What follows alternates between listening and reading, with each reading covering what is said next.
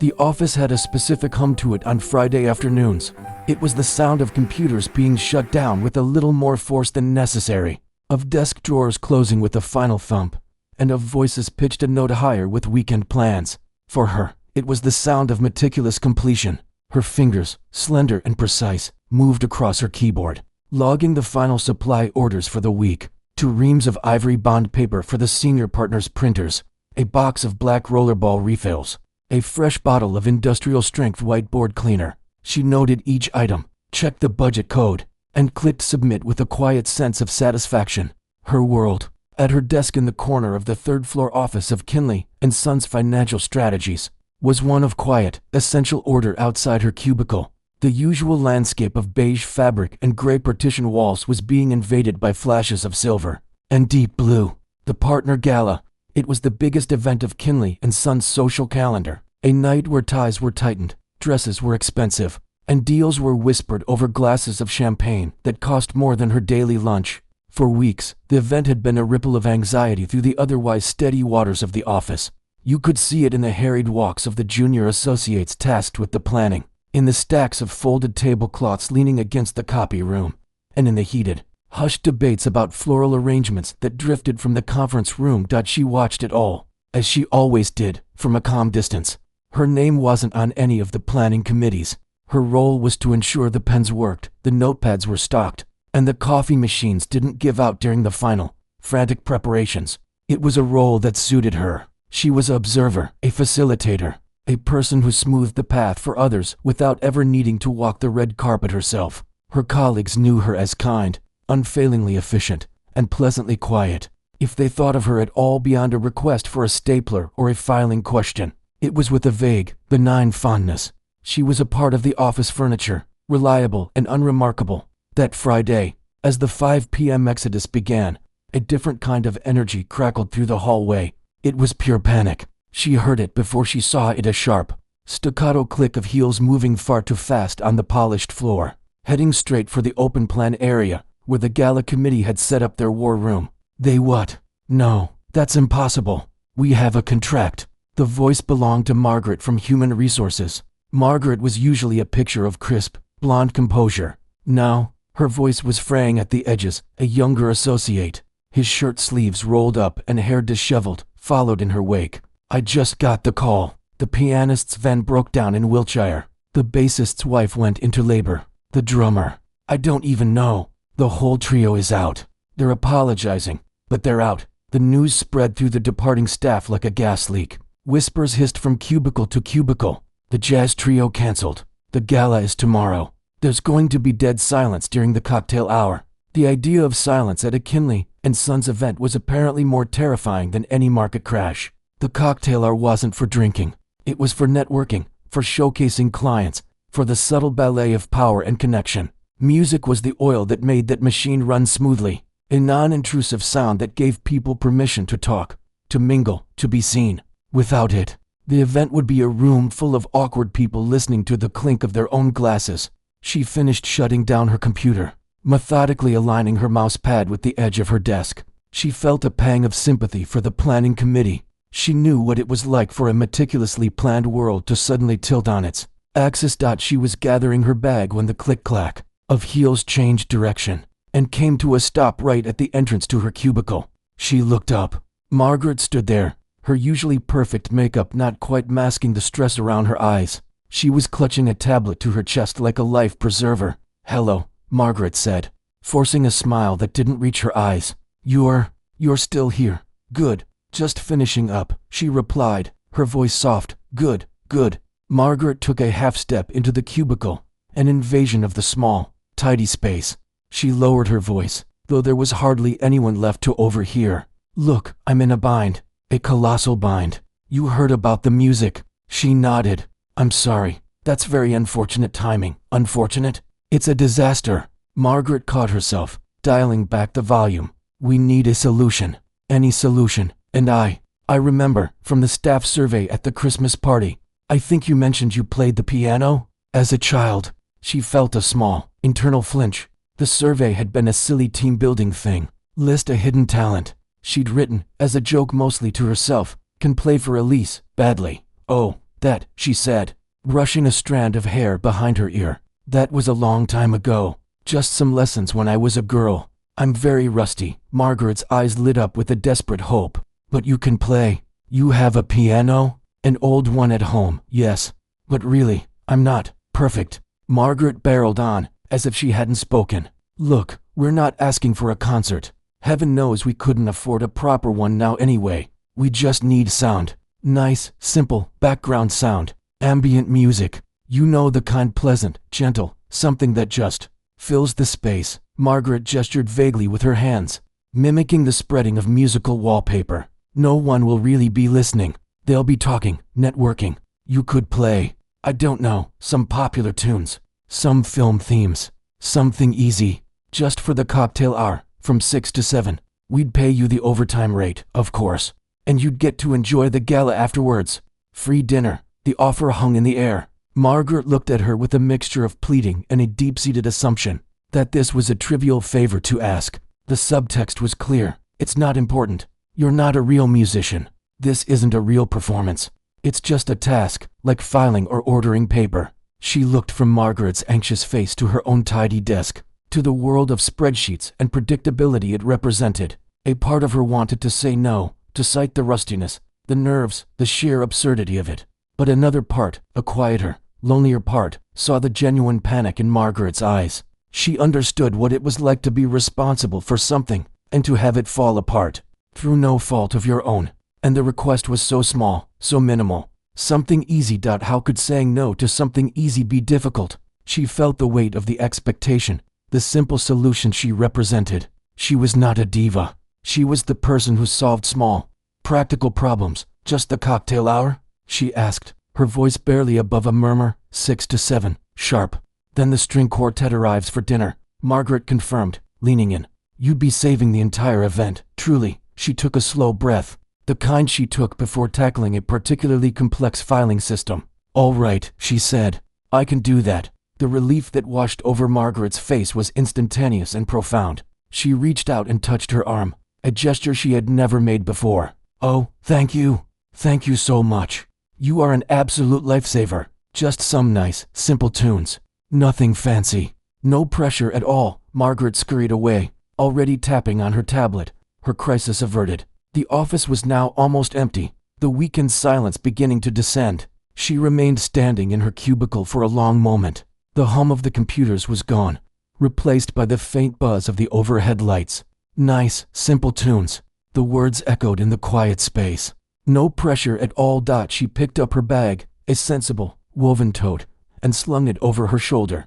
As she walked out of the office, her low heels making soft taps on the linoleum, her mind was no longer on supply orders or Monday's schedule. It was on the piano at home, silent under its woven cloth cover in the corner of her small sitting room. It had been so long since she had played for anyone but herself. The idea of an audience, even one that promised not to listen, sent a familiar, cold trickle through her stomach. But she pushed it down.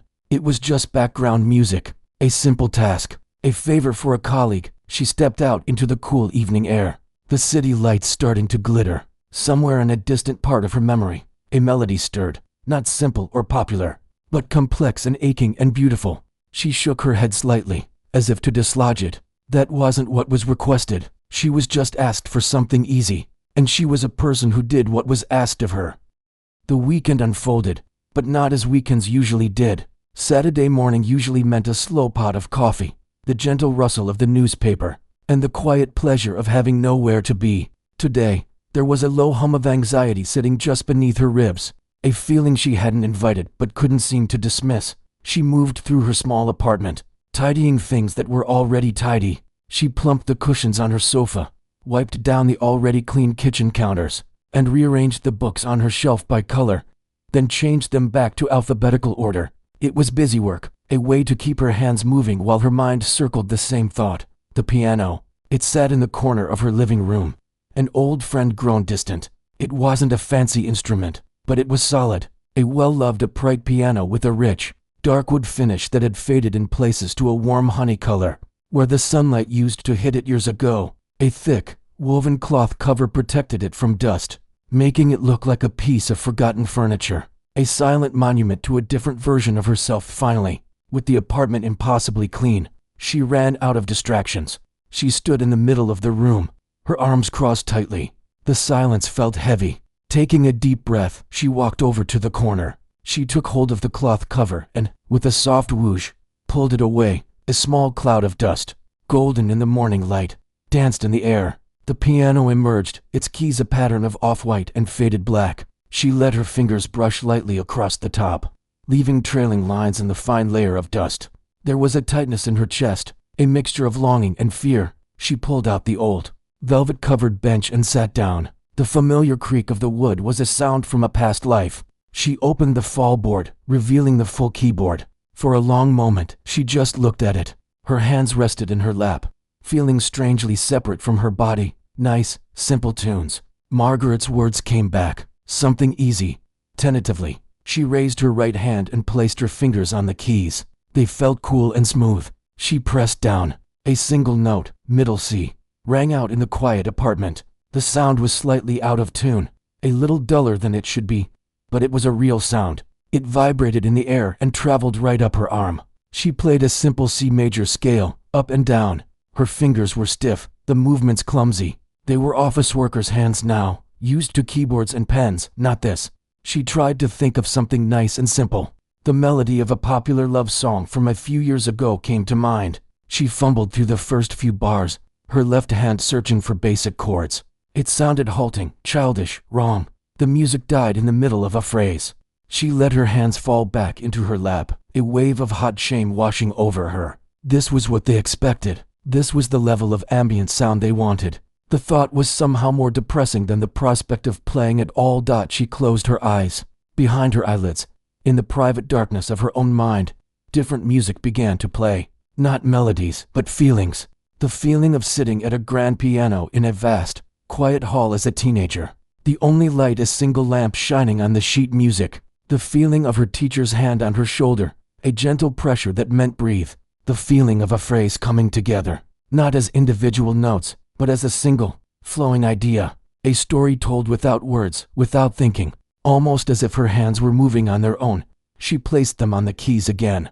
But this time, her posture changed. She sat a little straighter, her shoulders relaxed down and back. Her fingers, which had been flat and unsure, now curved naturally, poised. She didn't play a song. She played an exercise, a series of arpeggios, up and down the keyboard. Her right hand began, climbing like water bubbling over stones, and her left hand followed, a deep, supportive shadow. At first, the movements were slow, careful, her brain consciously directing each finger. But muscle memory is a powerful, stubborn thing. It lives in the hands, not the mind. Slowly, incrementally, the pace began to pick up.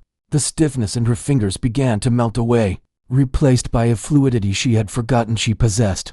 The notes became clearer, more connected. The sound in the room changed from a hesitant plinking to a cascade of sound, a rolling wave of harmony that filled every corner of the small apartment. She wasn't playing for anyone. She was remembering what it felt like to make the piano sing, to pull music out of the wood and wire and felt. She moved from the arpeggios to a passage from a piece she had once known by heart, a complicated run of notes, a flurry of activity that required both hands to work in perfect, independent synchronization.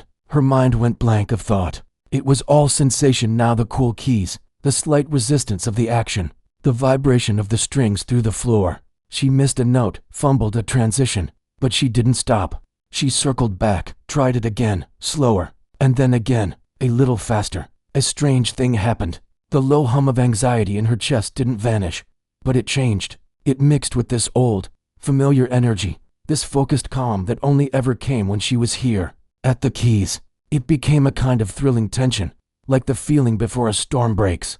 She played for an hour, then two. She didn't notice the time.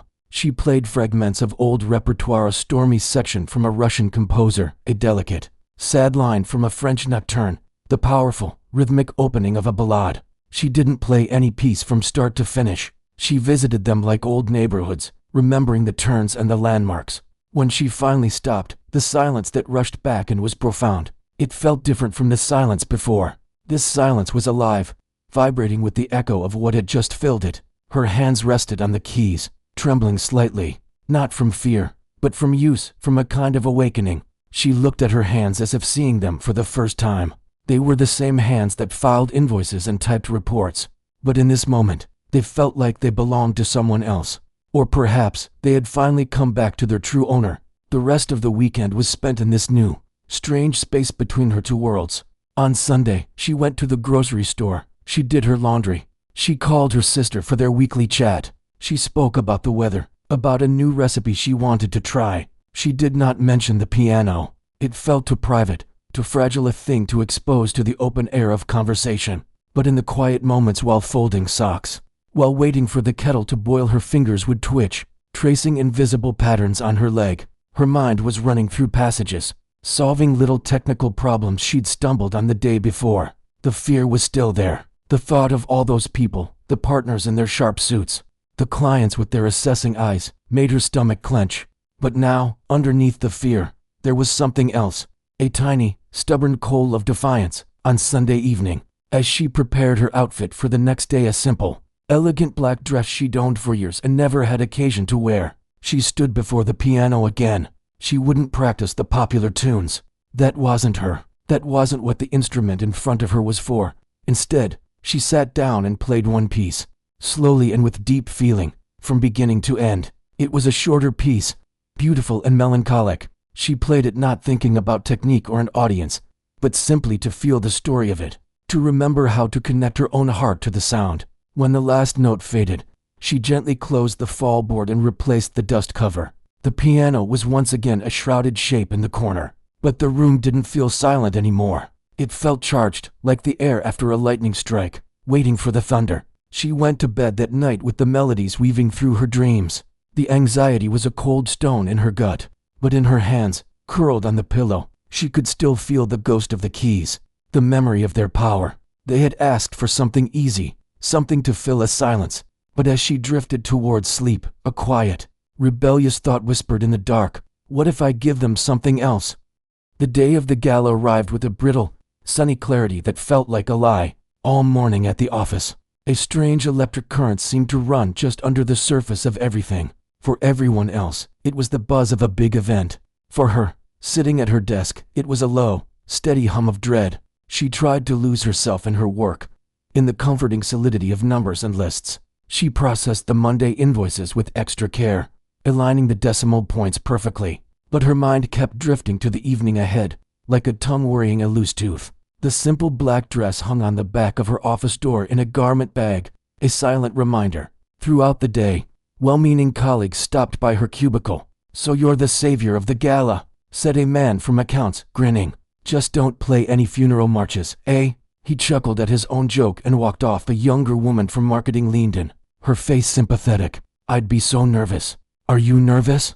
I'd be a wreck. Just remember, no one will really be listening. They'll all be too busy talking shop. She said it like it was a comfort. Each comment, each little smile, felt like a small stone added to a pile on her chest. They were all reinforcing the same idea. What she was about to do was insignificant, a placeholder, a human version of a quiet playlist. They saw her as someone doing a plucky, slightly embarrassing favor. The piano in the corner of the ballroom wasn't an instrument to them. It was a piece of event furniture, and she was merely its operator. She smiled tightly, nodded, and said nothing. Her silence was mistaken for modesty, which was easier for everyone. At 5 o'clock, the office emptied with a swiftness that was almost violent. People rushed home to transform themselves for the evening. She waited until the bustle had faded, until the building settled into its after-hours quiet. Then, alone in the ladies' room under the harsh fluorescent lights, she changed into the black dress. It was plain, but well cut. She looked at herself in the mirror. She looked like herself, just more formal. There was no sign of the storm inside. She took a cab to the Grand Royal Hotel, where the gala was being held. The ballroom was a whirl of last-minute activity. Staff in crisp uniforms darted about, adjusting tablecloths, polishing glassware to a high shine. A forest of champagne glasses glittered on long tables. In a far corner, near a large window overlooking the city lights, sat the piano, a beautiful, polished baby grand, its lid propped open like a black wing. It looked both majestic and terribly exposed. Margaret spotted her and hurried over. A vision in sequined blue. Oh, there you are, Wonderful. See, it's a lovely instrument, isn't it? Now remember, just nice and gentle. Start at 6 on the dot. The string quartet will relieve you at 7. You've got the list of suggestions, right? Earlier, Margaret had emailed a list titled Crowd-Pleasing Ambient Ideas. It contained songs from musicals, some Beatles tunes, and the theme from a popular romantic film. I have it, she said, her voice barely more than a whisper. Perfect. Just think of it as musical wallpaper. No one will notice a few mistakes. Margaret gave her a pat on the arm and flitted away to shout at a florist about centerpieces. Musical wallpaper. The phrase echoed in her head as she walked towards the piano. Her heels sank into the thick carpet. With each step, the noise of the preparations seemed to fade, replaced by the sound of her own heartbeat in her ears. She felt as if she were walking a very long plank. She reached the piano and set her small bag down beside the bench. She ran a finger along its polished edge. It was a fine instrument, much better than her old upright at home. She sat down slowly. The bench was firm. She opened the fallboard, revealing the perfect, ivory teeth of the keys. They looked expectant. The first guests began to filter in. The room, which had been filled with the clatter of setup, gradually filled with a new sound, the low, rolling murmur of conversation, the clink of glasses, the bright peals of artificial laughter. It was the sound of performance, but a social one. Ties were straightened, dresses admired, invisible hierarchies observed. At 6 o'clock precisely, she took a breath that didn't seem to reach her lungs, and placed her hands on the keys. She began as agreed. She played the first song on Margaret's list, a gentle, meandering tune from a famous Broadway show. She played it competently. The notes were all there, in the right order. The melody was recognizable. It was pleasant. It was fine. She kept her eyes fixed on her hands, on the safe territory of the black and white keys. She didn't look up. From the corner of her eye, she could see shapes moving, clusters of people forming and reforming. A waiter paused near her to pick up a stray napkin. A man in a tuxedo walked past, talking loudly about bond yields, not even glancing in her direction. She was part of the scenery. She was the woman at the piano, generating acceptable, ignorable sound. The fear that had been a cold stone in her stomach began to thaw, but what it melted into was a deep, weary emptiness. This was it. This was what they wanted. This was what she had agreed to. A lifetime ago, she had played for judges, for teachers, for audiences who sat in silence, waiting to be moved. Now, she played for people who used her music as a tool to make their own voices sound better. She moved to another tune on the list, something soft and jazzy. Her fingers moved automatically. Her mind, detached, began to wander. It drifted from the ballroom to the practice rooms of her youth, smelling of dust and old wood. It drifted to the feeling of her teacher's disappointed sigh when she'd told him she was stopping. "You have a gift," he'd said, not angrily, but with a profound sadness.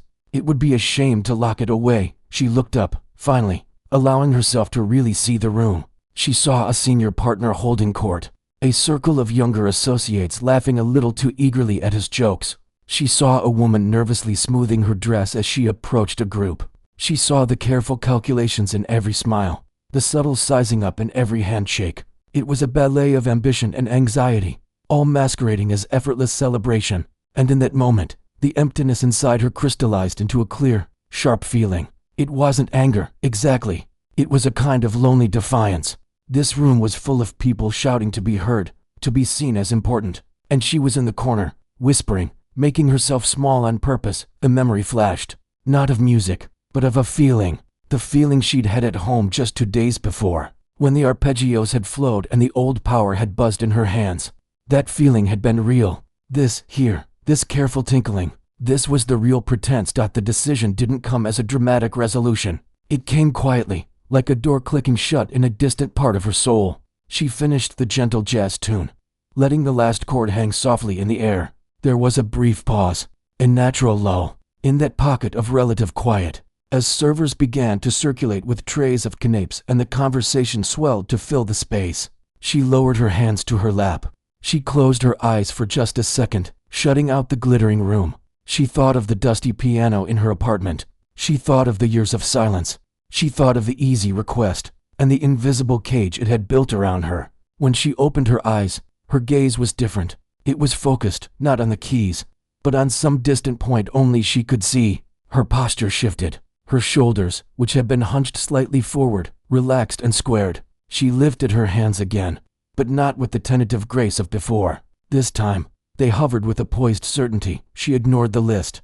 She ignored the suggestions. She ignored the entire idea of ambient. Her right hand descended, not to the middle of the keyboard where the simple melodies lived, but lower, to the rich, dark depths. She played a single, low, resonant note. It was a question. Then her left hand answered, building a complex, haunting chord above it. The sounds were deep, sombre, full of a weight that the previous music had entirely lacked. A few people in the nearest group faltered in their conversation. A head turned slightly. Then, without hesitation, she began. Her fingers, which had been tracing polite patterns, now moved with a controlled, powerful urgency. The music that spilled forth was not familiar. It was not nice and simple. It was a tidal wave of emotion, a torrent of sorrow, a struggle, a breathtaking beauty that hurt to hear. It was the opening of the piece she had played for herself on Sunday night. But now it was not a memory. It was alive. It filled the corner, then swept out across the carpet, cutting through the chatter like a blade through silk. The change was so absolute, so seismic, that the room didn't adjust gradually. It simply stopped. The conversation in the group nearest to her died mid-sentence. Then the next group fell silent. Then the next. It was like watching a wave of silence wash across the ballroom, moving outwards from the piano in the corner. Heads turned, not with polite curiosity, but with stunned attention. Glasses were lowered. Smiles faded, replaced by looks of confusion. Then awe. She was no longer looking at them. She was inside the music. Her body moved with it, bending into the phrases, her face reflecting the struggle and the release of the notes. The woman who had been invisible, providing musical wallpaper, was gone. In her place was someone completely unknown, a conduit for something vast and powerful and real. She played not for them, but finally, unquestionably, for herself. And in doing so, she commanded the entire room to listen. The silence that followed the first, powerful chords was not empty. It was thick, charged, like the air just before a lightning strike. For a second, it seemed the whole world had narrowed to the space between her moving hands and the strings. Inside the piano, the last echoes of the social murmur were swallowed whole by the music. Then, the room began to truly listen. It started with the people closest to the piano. A woman holding a champagne flute froze, the glass halfway to her lips. Her eyes, which had been glazed with polite attention to a companion, sharpened, focused. She slowly lowered her glass, her gaze fixed on the figure at the keyboard. The man she'd been talking to stopped mid-sentence, his mouth slightly open, his argument about market volatility forgotten. He turned his body, fully, towards the corner. This movement, this shift in attention, rippled outwards. Conversations that had weathered the initial strange chords now sputtered and died. As people realized the background had violently become the foreground, a server carrying a tray of miniature salmon tarts stopped walking, his professional invisibility broken by his own astonishment. He stood there, a silent statue, as the profound, sorrowful melody washed over him. She was unaware of the shockwave she was creating. The moment her fingers had committed to that first, real phrase, the ballroom, the hotel, the entire city outside the window had dissolved. There was only the geography of the music. It was a landscape she knew, a story she had lived in private for years. It was a story of longing, of a beauty so sharp it verged on pain. Her hands flew across the keys, now dancing with a delicate, heartbreaking lightness, now driving down with a force that made the piano's frame shudder. The piece built, layer upon layer. A melody of profound loneliness in the right hand was answered by a deep, churning turmoil in the left. It wasn't just notes. It was conflict and resolution, despair and a fierce, stubborn hope. She was no longer the quiet woman from the office. Her face, usually so carefully neutral, was alive with feeling. A slight frown of concentration knit her brow during a treacherous run of notes. Her eyes closed tightly during a passage of deep sorrow, then opened wide, staring at something beyond the room.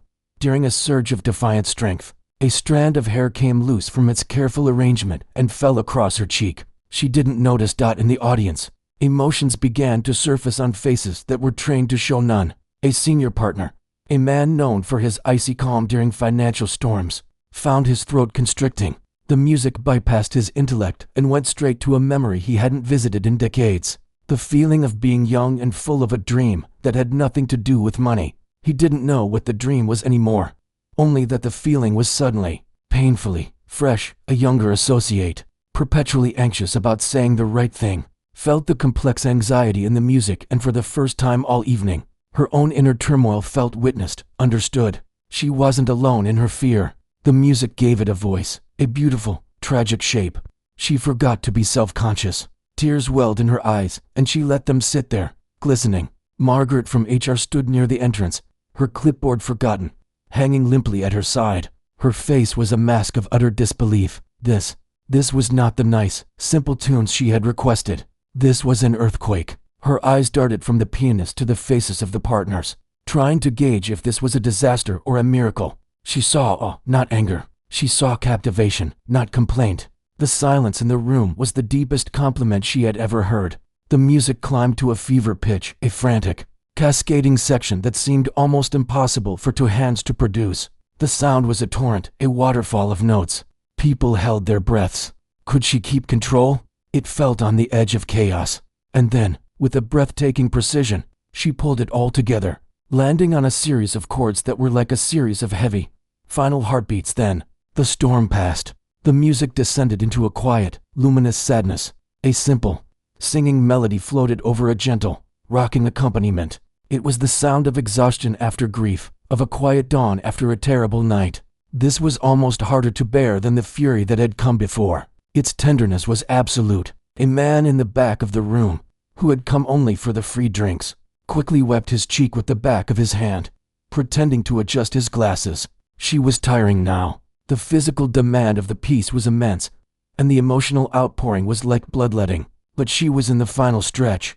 The music began to gather itself once more, not for another storm, but for a resolution. It built slowly, surely, from a whisper to a statement. The themes from the beginning returned, not as questions now, but as answers. The conflict was not erased, but it was understood, integrated. With a series of climbing, triumphant chords, she reached the final crescendo. It wasn't a happy ending, but a victorious one. It spoke of survival, of scars worn with dignity. And then, the final, resounding notes, two hands coming down together in a declaration that shook the air. Boom, boom, boom. The last note hung, vibrating deep in the wood of the piano, in the floor, in the bones of everyone listening. Then, true silence. It was deeper than any silence the ballroom had ever known. It was the silence of a spell not yet broken. For a long, 5-second eternity, no one moved, no one breathed. The woman at the piano slowly lifted her hands from the keys, placing them gently in her lap. She stared at the keyboard, her chest rising and falling rapidly. The only sound her own shaky exhale. The world began to seep back in the scent of flowers and perfume, the soft glow of the chandeliers. Then, from somewhere in the middle of the room, a single pair of hands began to clap. Not a polite patter, but a slow, solid, deliberate clap. Clap, clap, clap. It was the senior partner, the one with the icy calm. His face was solemn, his applause a gesture of deep respect. It was the spark. Another pair of hands joined, then another and another. The applause didn't erupt. It swelled, like a great wave building from the depths of the sea. It filled the silence, not shattering it, but transforming it. People were on their feet now, not because it was expected, but because they couldn't remain seated. The sound was thunderous, heartfelt, roaring. She flinched, as if the noise was a physical thing. She looked up, finally seeing the room. She saw a sea of faces, all turned towards her, eyes bright with emotion. She saw standing ovation. For a second, she looked bewildered, as if she had just woken up in a strange place. She had been so far inside the music, she had forgotten there was an outside. Slowly, she pushed the bench back and stood up. Her legs felt unsteady. She faced the crowd and gave a small, almost awkward, bow from the waist. It was not the bow of a seasoned performer, but a genuine gesture of acknowledgement, of thanks for the listening. The applause roared louder, peppered now with a few shouts of bravo. Her eyes scanned the blur of faces. She saw Margaret, who was now clapping so hard her face was red. She saw the server, still holding his tray, grinning. She saw tears, smiles, looks of stunned reverence. The string quartet, huddled by the door with their instruments, had been forgotten. They were clapping too, their professional jealousy washed away by sheer admiration. As the applause began to slowly subside into a buzz of excited conversation, she became aware of herself again. The loose hair, the trembling in her hands, the black dress. She was once again the woman from the office, standing in a corner, But nothing was the same. The corner was now the center. The silence she had been asked to fill had been filled with something no one had asked for, but everyone had needed. She didn't know what to do. The plan had ended at 7 o'clock with a simple nod to the quartet. There was no plan for this, so she did the only thing that felt real. She gave one more small, shy nod to the room, then turned and walked, not towards the crowd, but towards the large window behind the piano. She needed a moment alone, or the feeling of it. She stood looking out at the city lights, her back to the murmuring, transformed ballroom, listening to the echo of her own heart, and the music that still seemed to hum in the very air. He walked to the window, felt like crossing a vast, open plain. The applause, now softening into a buzzing hum of voices, seemed to push at her back, a warm, insistent wind. She kept her eyes on the cityscape, 1,000 glittering windows, the red and white streaks of car lights far below. Up here, in the quiet bubble by the glass, she could finally breathe. Her hands, which had felt so powerful moments ago, now trembled slightly at her sides. She clasped them together, tight. The sound of the room changed behind her. The shock was wearing off, replaced by a frantic, excited energy. She could hear the tone higher, faster, full of exclamation. She didn't need to turn around to know that every conversation was now about her. The first person to approach was Margaret. She came up beside her, not too close, her sequined dress catching the light. For a long moment, Margaret just stood there, looking out at the same view. When she finally spoke, her voice was hushed, stripped of its usual commanding clip. I don't even know what to say," Margaret began. She let out a short, breathy laugh that held no humor, only awe. "That was, I asked for wallpaper. You gave us a masterpiece, a thunderstorm. I had no idea, absolutely no idea." She turned her head slightly. Margaret's face was sincere, her eyes wide. There was apology there, and a deep, bewildered respect. "It was just something I used to play," she said quietly, the words feeling inadequate. "Used to?" Margaret echoed. "That wasn't used to. That is who you are." She paused, then added, almost to herself, "The partners are, well, they're floored, completely floored," as if on cue. The senior partner, the one who had started the applause, materialized at her other side. He held two glasses of champagne. He offered one to her. She stared at the slender flute, the bubbles rushing upwards. "I don't really," she started. "Please," he said, his voice a low, gravelly rumble. It was a voice used to being obeyed, but now it held a note of entreaty. "It would be an honor." She took the glass. Her fingers left faint, damp prints on the cool crystal. He didn't offer a toast. He simply took a sip, then looked at her with an unnerving directness. "I have been coming to these galas for 23 years, he said. "I have heard string quartets, jazz bands, pop singers with backup dancers. I have never heard anything like that, never. It wasn't entertainment. It was an experience." He searched for the word.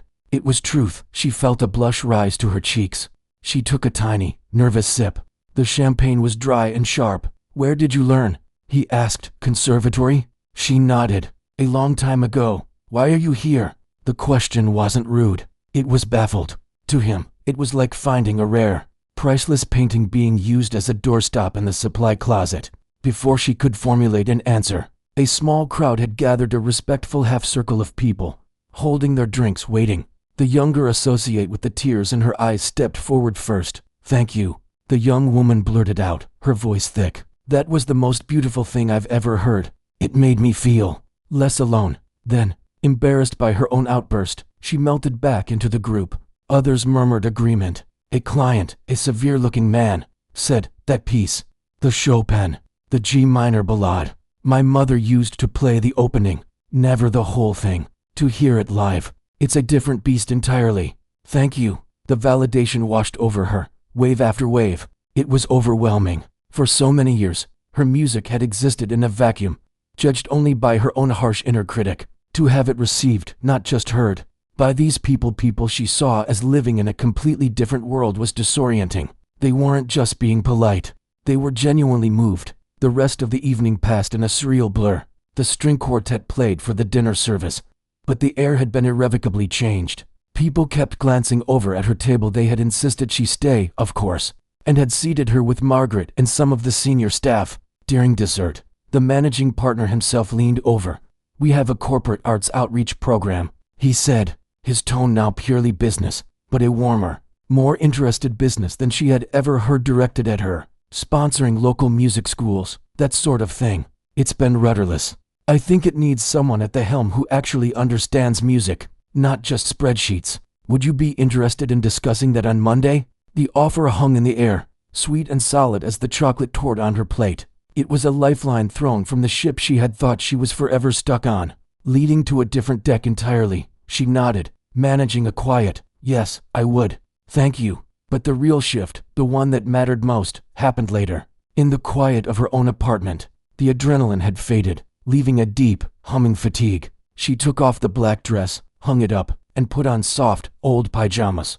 The familiar walls of her home seemed different. They had witnessed her secret for so long, and now the secret was out in the world. She walked over to the shrouded piano in the corner. This time, she didn't pull the cover off. She just laid a hand on the fabric, feeling the shape of the instrument beneath. She thought about the offer, a new job title, a new purpose within the firm. It was more than she had ever dreamed of asking for. It was a kind of victory. The quiet woman had been seen, her hidden value recognized and rewarded. But as she stood there in the silence, she realized the recognition from others, as wonderful as it was, wasn't the main thing. The main thing was the silence itself. It wasn't the same silence that had been in the room before she played. That was an empty silence, a silence of absence. This silence, here in her apartment, was a full one. It was the silence after a confession, after a weight has been lifted. For years, she had carried a quiet shame. The shame of a gift abandoned, of a path not taken, of a dream locked away because the fear of failing at it was too great. That shame had lived in her fingertips, in the careful way she avoided talking about her past, in the ache she felt when she heard piano music in a film. Tonight, she had not just played for an audience. She had faced down the old ghost. She had played the hard thing, in front of everyone, and she had not broken. The fear had been there, but she had played anyway, and in doing so, she had proven something to the only person whose opinion on the matter truly, finally, counted, herself. The gift wasn't locked away anymore. It was out. It was real, and it was hers to decide what to do with. On Monday morning, she went to the office as usual. The whispers followed her from the lobby to the elevator to her cubicle. She saw the looks, the newfound curiosity, the respect, the slight awkwardness from people who realized they had profoundly underestimated her. She sat at her desk, her familiar desk, and turned on her computer. The spreadsheet from Friday was still open. She looked at the lines and columns, the numbers waiting for her attention, and she knew, with a calm certainty, that she would not be processing supply orders for much longer. But more importantly, as she picked up the phone, to call the local community music school, a call she had been meaning to make for years, she knew she wouldn't just be discussing the firm's outreach program. She would be inquiring about their need for a piano teacher, part-time, to start. The woman who had been requested for something easy had discovered that the hard thing, the true thing, was what had set her free. The performance hadn't just blown everyone else away. It had cleared the air for her, scattering the dust of old fears, leaving a clean, new space where the music could finally live, not as a secret, but as a part of her life. She smiled, a small, private, genuine smile, and began to dial the number.